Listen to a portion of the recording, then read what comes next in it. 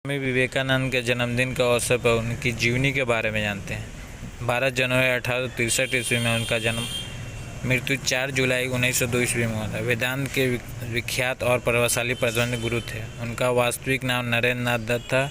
उन्होंने अमेरिका में स्थित शिकागो के सन 1893 ईस्वी में आयोजित विश्व के धर्म महासभा में भारत की ओर से सनातन धर्म का प्रतिनिधित्व किया था। भारत का आध्यात्मिकता से परिपूर्ण वेदांत दर्शक अमेरिका और यूरोप के हर एक देश में स्वामी विवेकानंद की वर्तिकृता के कारण पहुंचा।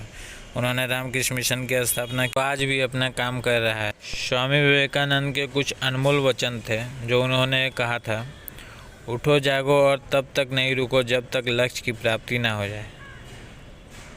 पहले हर अच्छी बात का मजाक बनता है, फिर विरोध होता है, फिर उसे स्वीकार कर लिया जाता है। खुद को कमज़ोर समझना सबसे बड़ा पाप है। सत्य को 1000 तरीक़ों से बताया जा सकता है, फिर भी वो एक सत्य ही होता है। बाहरी स्वास्थ्य केवल अंदरूनी स्वभाव का बड़ा रूप होता है।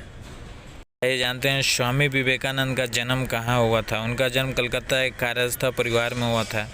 उनके बचपन के घर का नाम वीरेश्वर रखा गया, किंतु उनके औपचारिक नाम नरेंद्र नाथ दत्त था। पिता विश्वनाथ दत्त कलकत्ता हाई कोर्ट के एक प्रसिद्ध वकील थे।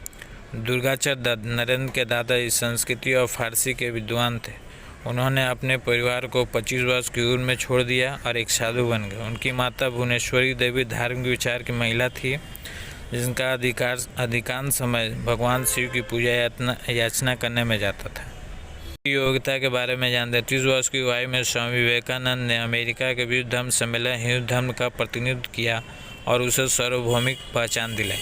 गुरु रविन्द्रनाथ ठाकुर ने एक बार कहा था, यदि आप भारत को जानना चाहते हैं तो विवेकानंद को पढ़िए, उसमें आप सब कुछ सकारात्मक ही मिलेगा, नकारात्मक कुछ नहीं।